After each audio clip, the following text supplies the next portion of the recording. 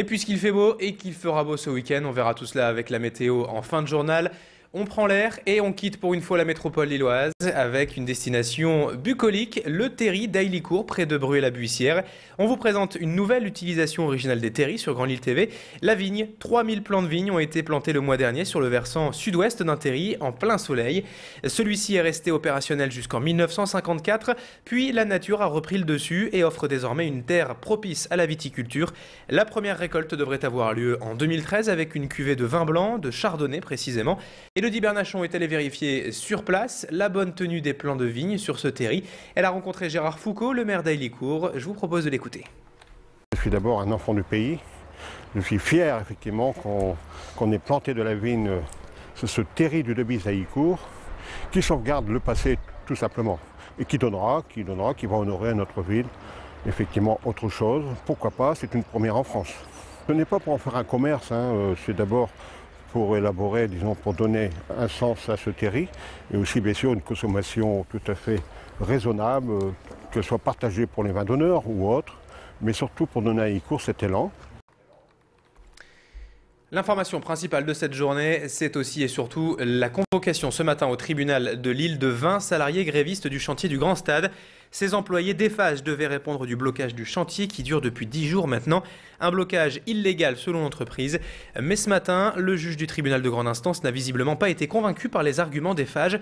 La décision sera rendue lundi, mais il semblerait que les salariés assignés ne soient finalement pas inquiétés. Pierre Boivillain a rencontré ce matin l'avocate des grévistes à l'issue de l'audience. Écoutez ses explications. Les représentants de l'employeur n'étaient absolument pas là. Nous avons demandé, nous qui intervenons pour la CGT, l'ouverture d'une procédure de médiation. Et effectivement, le président a interrogé le conseil de la société pour savoir si une telle procédure était acceptable, s'il le souhaitait, et si surtout les négociations pouvaient reprendre sans délai.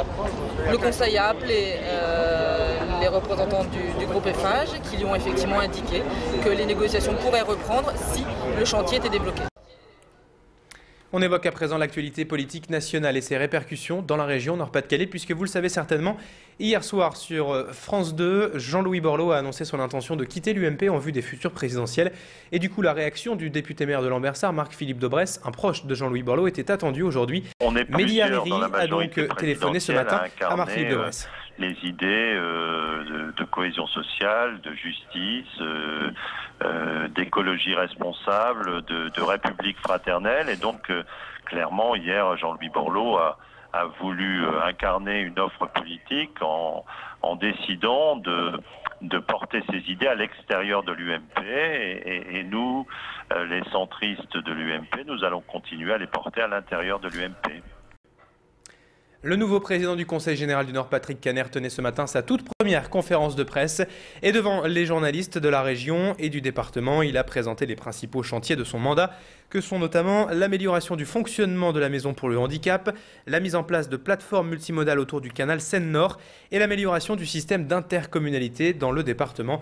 Pierre Boivillain a rencontré ce matin Patrick Caner. On l'écoute justement à propos de ce dernier sujet, la réforme territoriale et la mise en place donc des intercommunalités. On l'écoute. Il y a aujourd'hui 48 intercommunalités à fiscalité propre, c'est un peu technique, mais entre les communautés de communes, les communautés urbaines, les communautés d'agglomération. Elles vont être réduites en nombre et le département sera très vigilant à ce que ce nouveau découpage soit au service des nordistes et non pas éventuellement au service d'intérêts électoraux que je ne peux pas mésestimer néanmoins. Et donc je rencontrerai prochainement le préfet actuel, M. Bérard, qui s'en va le 1er mai, pour discuter avec lui de la position du Conseil général du Nord, faire que si découpage ou redécoupage il soit vraiment une valeur ajoutée pour les nordistes. L'événement sportif du week-end, c'est bien sûr la course cycliste la plus célèbre au monde, ou presque. L'Enfer du Nord, la reine des classiques Paris-Roubaix, c'est dimanche dans la région. Les coureurs rejoigneront donc Compiègne à Roubaix sur 258 km, dont 51 de pavés dimanche, jusqu'à la traditionnelle arrivée au Vélodrome de Roubaix. Hier, on évoquait déjà sur Grand Lille TV les premiers spectateurs arrivés sur place au carrefour de l'Arbre. On continue aujourd'hui à vous présenter l'ambiance autour de la course avec les équipes cyclistes professionnelles qui étaient en reconnaissance sur le parcours aujourd'hui.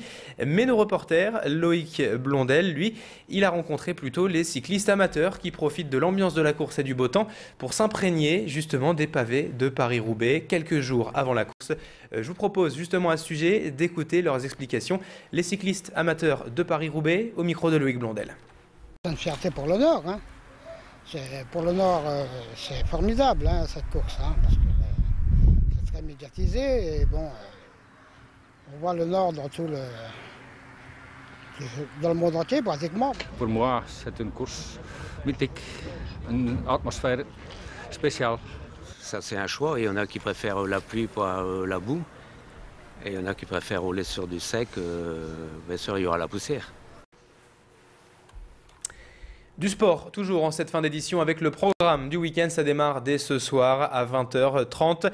D'ici quelques minutes, donc, avec du basket en Pro B, Lille se déplace sur la Côte d'Opale, au Portel. Il y a du rugby également ce week-end avec un match amical exceptionnel. Demain après-midi à 17h au Stade des Ormes. Le LMR Lille qui reçoit le Racing Métro, actuel deuxième du top 14. Et puis du football, bien sûr, et le déplacement demain soir à 19h du LOSC à Monaco. Les Lillois demain pour la 30e journée de Ligue 1 qui doivent absolument gagner ou en tout cas ne pas perdre pour conforter leur place de leader de la Principauté à 9 matchs seulement de la fin du championnat. C'est la fin de cette édition, 19h36. Dans un instant, 1 minute à peine, 30 secondes, restez avec nous. On fera un point sur la météo de ce week-end, il fera beau, rassurez-vous. On regardera également les conditions de circulation en temps réel. A tout de suite.